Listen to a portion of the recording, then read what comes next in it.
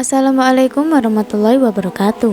Kisah Namrud yang menikahi ibu kandungnya sendiri karena tak kuasa melihat kecantikan sang ibu.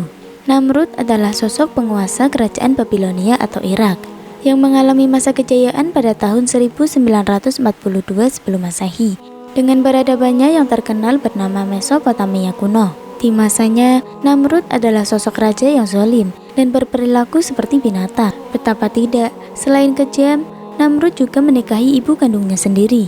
Perilaku menikahi ibu kandungnya sendiri hanya dilakukan oleh hewan, namun hal tersebut justru dilakukan oleh seorang raja.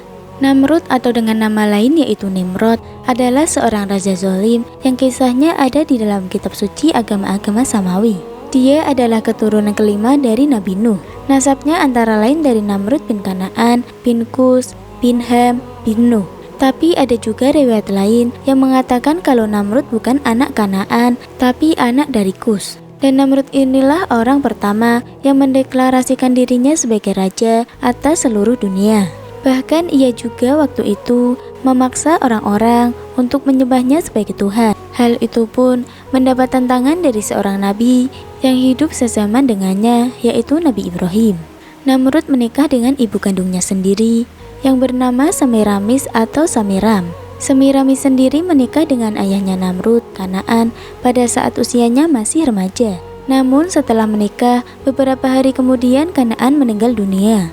Saat Namrud lahir, dia tidak punya sosok ayah, sedangkan Semiramis sebagai wanita yang cantik dan bijaksana, konon dirinya tidak pernah disentuh orang lain, sehingga Namrud dianggap sebagai anak yang suci. Sejarah asal-usul dirinya lah yang membuat Namrud sesumber jika dirinya adalah anak Tuhan. Tidak hanya itu, Namrud juga terkenal paling pintar dan paling cerdas di zaman itu di antara teman-teman sebayanya. Namrud penemu ukuran jam.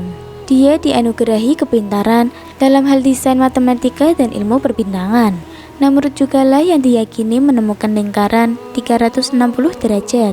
Ia jugalah yang menemukan kalau dalam 1 jam terdiri dari 60 menit dan 1 menit terdiri atas 60 detik. Selain itu, Namrud menetapkan bahwa 1 hari terbagi dalam 24 jam. Menurut Namrud, hari bermula pada waktu tengah malam dan bukannya pada waktu matahari terbenam seperti yang dipercayai oleh kaum sebelumnya. Dengan kemampuan dan kecerdasan dalam astronomi, Namrud dinobatkan sebagai orang paling cerdas sejagat. Sayangnya, dengan segala kelebihan yang dia punya, dia justru menyalahgunakannya. Namrud menyesatkan rakyatnya dengan falak atau ilmu tentang benda-benda langit untuk menciptakan berbagai sistem ramal nasib seperti horoskop. Tujuannya agar manusia tidak memerlukan Tuhan, karena manusia bisa memprediksi dan mengubah nasibnya sendiri. Selain itu, namun juga membangun banyak bangunan megah dan berhala yang indah agar manusia kagum akan ciptaannya sendiri. Konon katanya, menara Babel yang dibangun Namrud digunakan untuk para pendeta-pendeta memuji dan menyembah Namrud. Ilmu sihir Namrud. Namrud juga dikenal sangat menyukai ilmu sihir. Ilmu ini dia gunakan untuk memengaruhi rakyatnya. Konon katanya, Namrud mempelajari ilmu sihir melalui 2 malaikat Harut dan Marut yang pernah disebutkan dalam Al-Quran.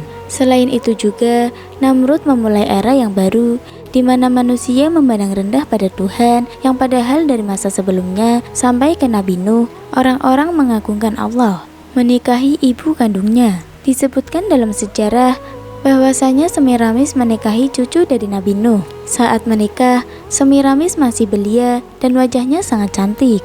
Tak ada satupun di negeri itu yang lebih cantik daripada Semiramis. Setelah suaminya wafat dan Namrud lahir tanpa kehadiran seorang ayah, Semiramis mengaku bahwa dirinya masih suci. Semiramis juga menganggap bahwa Namrud adalah anak suci yang lahir dari seorang perawan. Setelah Namrud menginjak usia dewasa, Semiramis sering cemburu ketika gadis-gadis mendekati anaknya.